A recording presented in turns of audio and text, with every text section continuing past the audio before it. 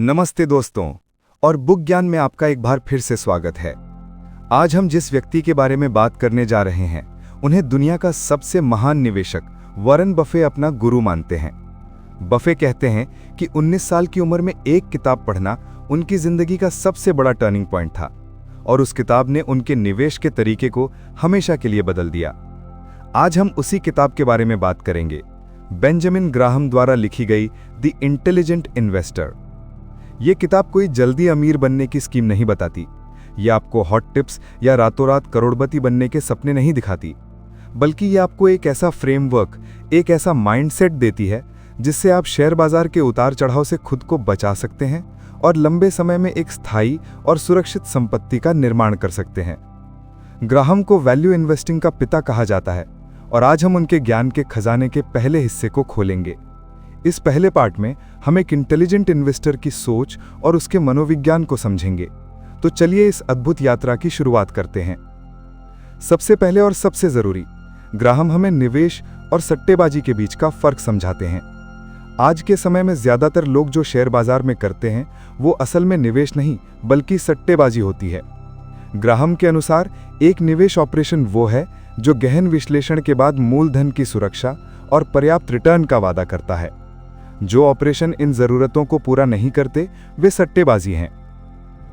चलिए इसे सरल भाषा में समझते हैं। जब आप निवेश करते हैं तो आप एक बिजनेस का छोटा सा हिस्सा खरीद रहे होते हैं। आप उस कंपनी के फंडामेंटल्स को देखते हैं। क्या कंपनी मुनाफा कमा रही है? क्या उस पर ज्यादा कर्ज तो नहीं है?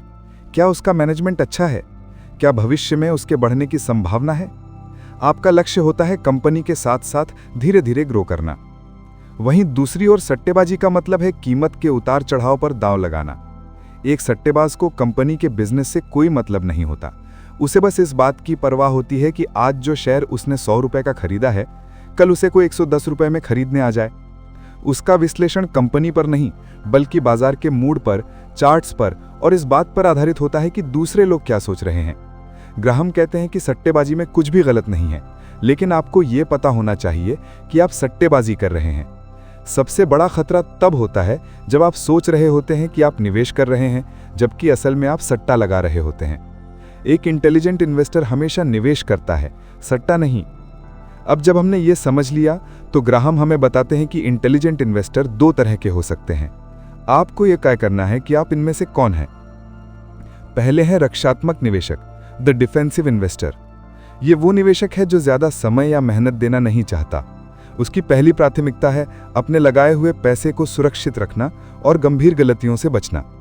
उसे बहुत ज्यादा असाधारण रिटर्न की उम्मीद नहीं है, बस वो बाजार से एक स्थिर और संतोषजनक रिटर्न चाहता है। उसके लिए सुरक्षा सबसे महत्वपूर्ण है। दूसरे हैं उद्यमी निवेशक, द एंटरप्राइजिंग इन्वेस्टर। ये वो निवेशक है जो अपने पोर्टफोलियो पर ज्यादा समय, रिसर्च और मेहनत लगाने के लिए तैयार है। वो बाजार से बेहतर रिटर्न कमाना चाहता है और इसके लिए वो ज्यादा विश्लेषण करने और कम खोजे गई कंपनियों को ढूंढने के लिए भी तैयार रहता है। ग्राहम कहते हैं कि आप इन दोनों में से कोई भी रास्ता चुनें, दोनों ही सही हैं। सबसे बड़ी गलती इन दोनों के बीच में फंस जाना है, यानी बिना उद्यमी निवेशक जितनी मेहनत किए उसके जैसे रिटर्न की उम्मीद करना। एक रक्षात्मक निवेशक के लिए ग्राहम एक सरल रास्ता सुझाते हैं, अच्छी, बड़ी और स्थिर कंपनियों के शेयरों और उच्च कोटि के बॉन्ड्स का एक मिला जुला पोर्टफोलियो बनाना और उसमें नियमित रूप से निवेश करते रहना।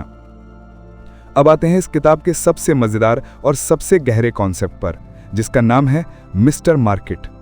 ये एक कहानी है जो ग्राहम ने बाजार के मनोविज्ञान को समझाने के लिए बनाई है। कल्पना कीजिए कि आप एक प्राइवेट कंपनी में एक हिस्सेदार हैं और आपका एक ही पार्टनर है जिसका नाम है मिस्टर मार्केट। मिस्टर मार्केट एक बहुत ही अजीब इंसान है। वो रोज आपके पास आता है और आपको अपने हिस्से को खरीदने या अपना हिस्सा आपको बेचने के लिए कीमत बताता है। मिस्टर मार्केट की सबसे बड़ी प्रॉब्लम यह है कि वो बहुत ही ज्यादा भावुक है, यानी मैनिक डिप्रेसिव है। जिस दिन वो बहुत खुश और आशावादी होता है, उसे बिजनेस का भविष्य बहुत सुनहरा नजर आता है। उस दिन वो आपके पास आकर आपके हिस्से को खरीदने के लिए एक बहुत ही ऊंची, अविश्वसनीय कीमत लगाता है। वो कहता है, आज तो बिजनेस रॉकेट बन जाएगा, लाओ अपना हिस्सा मुझे बहुत महंगे दाम पर बेच दो। और जिस दिन वो बहुत दुखी, डरा हुआ और निराशावादी होता है, उसे हर तरफ बर्बादी ही नजर आती है। उस दिन वो आपके पास आकर कहता है, सब कुछ खत्म होने वाला है, कंपनी डूब जाएगी, तुम मेरा हिस्सा बहुत ही सस्ते कौड़ियों के भाव में खरीद लो, बस मुझे मेरे पैसे दे दो। अब एक इंटेलिजेंट इन्वेस्टर मिस्टर मार्केट के साथ कैसे व्यवहार करता है?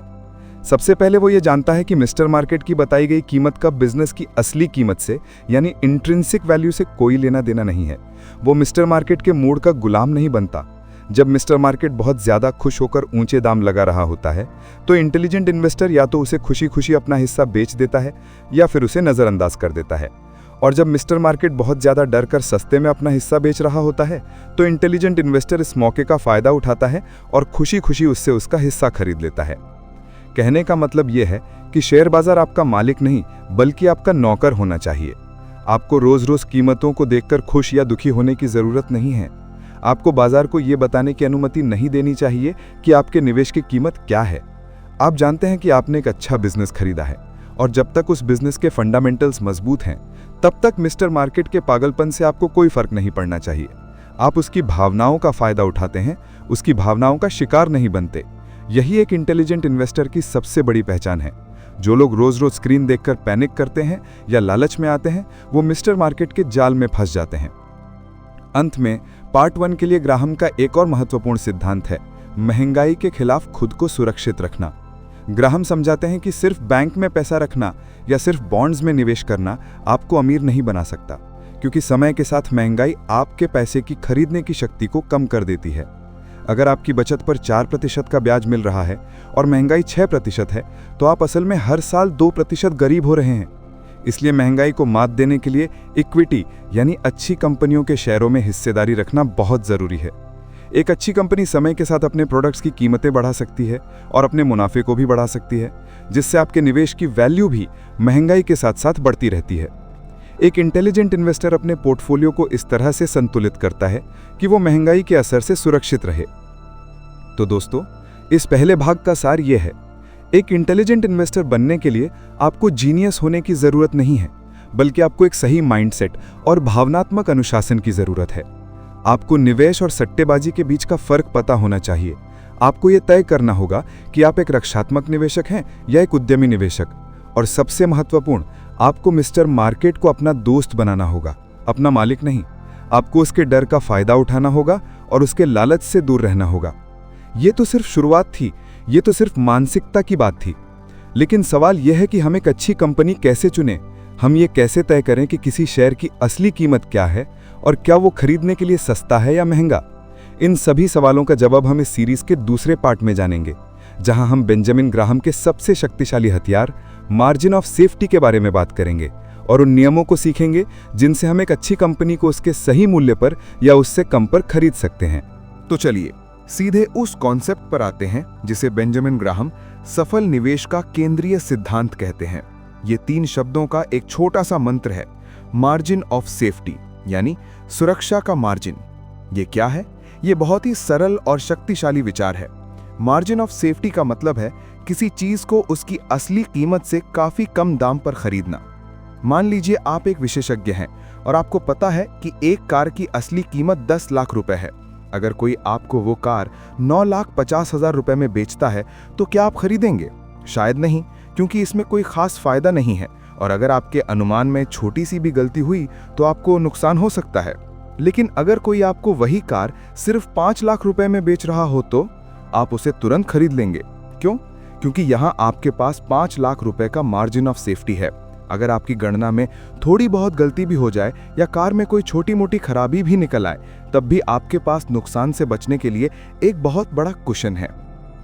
शेयर बाजार में भी यही सिद्धांत लागू होता है। एक इंटेलिजेंट इन्वेस्टर किसी कंपनी के शेयर को खरीदने से पहले उसकी आंतरिक कीमत का अनुमान लगाता है। आंतरिक कीमत का मतलब है बिजनेस की असली कीमत, जो उसकी संपत्ति, कमाई की शक्ति और भविष्य की संभावनाओं पर आधारित होती है। और वो उस शेयर को तभी खरीदता है जब बाजार में उसकी कीमत यानी मार्केट प्राइस उसकी आंतरिक कीमत से काफी कम हो। उदाहरण के लिए, अगर उसके विश्लेषण के अनुसार एक शेयर की आंतरिक कीमत 100 रुपए है तो वो उसे 100 रुपए या 90 रुपए में नहीं खरीदेगा। वो इंतजार करेगा जब तक मिस्टर मार्केट डर कर उसे 60 रुपए या 50 रुपए में बेचने ना आ जाए। ये जो 40-50 रुपए का अंतर है, यही उसका मार्जिन ऑफ सेफ्टी है। ये उसे गलतियों, अप्रत्याशित घटनाओं और बाजार के पागलपन से बचाता है। वॉरेन बफे कहते हैं कि निवेश के सिर्फ 2 नियम हैं। नियम नंबर 1, कभी पैसे मत खोना, और नियम नंबर 2, कभी नियम नंबर 1 को मत भूलना। मार्जिन ऑफ सेफ्टी इसी नियम का पालन करने का सबसे अच्छा तरीका है। अब आपका अगला सवाल होगा, ठीक है, लेकिन हम किसी कंपनी की आंतरिक कीमत का पता कैसे लगाएं? यहीं पर ग्राहम हमें खासकर रक्षात्मक निवेशक के लिए कुछ ठोस और सरल नियम देते हैं। ये एक तरह की चेकलिस्ट है। अगर कोई कंपनी इन ज्यादातर पैमानों पर खरी उतरती है तो संभावना है कि वो एक अच्छा और सुरक्षित निवेश है। चलिए इन 7 नियमों को देखते हैं। पर्याप्त आकार यानी adequate size of the enterprise. Graham छोटी, नई और अनुभवहीन कंपनियों से दूर रहने की सलाह देते हैं। वो कहते हैं कि एक ऐसी कंपनी चुनें जो अपने उद्योग में एक स्थापित और बड़े आकार की हो। बड़ी कंपनियां आमतौर पर ज्यादा स्थिर होती हैं और बुरे समय का सामना बेहतर तरीके से कर सकती हैं। मजबूत वित्तीय स्थिति यानी sufficiently strong financial condition. Company पर बहुत ज्यादा कर्ज नहीं होना चाहिए। एक सरल नियम यह है कि उसकी कुल संपत्ति यानी एसेट्स उसकी कुल देनदारियों यानी लायबिलिटीज से कम 2 गुनी होनी चाहिए और उसका लॉन्ग टर्म कर्ज उसकी वर्किंग कैपिटल से कम होना चाहिए। सरल शब्दों में, कंपनी आर्थिक रूप से स्वस्थ और आत्मनिर्भर होनी चाहिए। कमाई में स्थिरता यानी अर्निंग स्टेबिलिटी। ग्राहम कहते हैं कि पिछले 10 सालों में कंपनी ने कभी भी नुकसान न किया हो। हमें ऐसी कंपनियां चाहिए जो लगातार मुनाफा कमा रही हों, चाहे अर्थव्यवस्था अच्छी हो या बुरी। डिविडेंड का रिकॉर्ड यानी डिविडेंड रिकॉर्ड। कंपनी का पिछले 20 सालों से लगातार डिविडेंड यानी लाभांश देने का रिकॉर्ड होना चाहिए। एक कंपनी जो हर साल अपने मुनाफे का कुछ हिस्सा अपने शेयर धारकों को देती है, ये इस बात का संकेत है कि वो आर्थिक रूप से अनुशासित है और अपने निवेशकों की परवाह करती है। कमाई में वृद्धि यानी अर्निंग्स ग्रोथ। पिछले 10 सालों में कंपनी की प्रति शेयर आय यानी अर्निंग्स पर शेयर में कम से कम 1/3 की वृद्धि होनी चाहिए। हमें ऐसी कंपनी चाहिए जो न केवल स्थिर हो बल्कि धीरे धीरे तरक्की भी कर रही हो। मध्यम प्राइस टू अर्निंग्स रेशियो या प्राइस टू अर्निंग्स रेशियो को मध्यम price to book value ratio से गुणा करने पर गुणनफल 22.5 से ज्यादा नहीं होना चाहिए। यह नियम ये सुनिश्चित करता है कि हम कंपनी की संपत्ति और कमाई दोनों के लिए एक उचित मूल्य चुका रहे हैं। ये चेकलिस्ट एक फिल्टर की तरह काम करती है। ये आपको हजारों कंपनियों की भीड़ में से उन मजबूत, स्थिर और उचित मूल्य वाली कंपनियों को ढूंढने में मदद करती है जो एक रक्षात्मक निवेशक के लिए उपयुक्त हैं। ग्राहम ये भी बताते हैं कि एक इंटेलिजेंट इन्वेस्टर को क्या नहीं करना चाहिए। वो आईपीओज यानी इनिशियल पब्लिक ऑफरिंग से दूर रहने की सलाह देते हैं, क्योंकि वो अक्सर तब आते हैं जब बाजार बहुत तेजी में होता है और उन्हें बहुत ज्यादा कीमतों पर बेचा जाता है। वो हॉट टिप्स और अफवाहों पर निवेश करने से सख्ती से मना करते हैं। वो कहते हैं कि आपको खुद अपना होमवर्क करना चाहिए। वो बाजार को टाइम करने यानी ये अनुमान लगाने कि बाजार कब गिरेगा और कब उठेगा को एक मूर्खतापूर्ण खेल मानते हैं। तो एक इंटेलिजेंट इन्वेस्टर का जीवन कैसा दिखता है? वो रोज रोज बाजार नहीं देखता। वो अपना विश्लेषण करता है, ऊपर दिए गए नियमों के आधार पर अच्छी कंपनियां ढूंढता है और फिर मार्जिन ऑफ सेफ्टी के साथ उनमें निवेश करता है। फिर वो धैर्य रखता है। वो बिजनेस पर ध्यान केंद्रित करता है, शेयर की कीमत पर नहीं। वो जानता है कि अगर बिजनेस अच्छा कर रहा है तो देर सवेर कीमत भी उसे फॉलो करेगी। वो अपने पोर्टफोलियो में विविधता रखता है और कभी भी अपना सारा पैसा एक जगह पर नहीं लगाता। उसका लक्ष्य जल्दी अमीर बनना नहीं, बल्कि धीरे धीरे और निश्चित रूप से अमीर बनना है। अंत में द इंटेलिजेंट इन्वेस्टर का सबसे बड़ा मैसेज ये है कि निवेश में सफलता आपके आईक्यू से नहीं, बल्कि आपके चरित्र और अनुशासन से आती है। आपको रॉकेट साइंटिस्ट होने की जरूरत नहीं है, लेकिन आपको अपनी भावनाओं पर नियंत्रण रखना होगा। आपको लालच के समय लालची नहीं होना है और डर के समय डरना नहीं है। आपको धैर्य रखना होगा। आपको सीखने के लिए हमेशा तैयार रहना होगा। बेंजामिन ग्राहम ने हमें एक ऐसा कालजयी फिलॉसफी दिया है जो आज भी उतना ही प्रासंगिक है जितना 70 साल पहले था। यह हमें सिखाता है कि निवेश एक अनुशासित और बिजनेस जैसा अभ्यास है, न कि एक रोमांचक खेल। अगर आप इन सिद्धांतों का पालन करते हैं तो आप न केवल पैसा कमाएंगे, बल्कि आप मन की शांति के साथ ऐसा करेंगे जो शायद सबसे बड़ा रिटर्न है।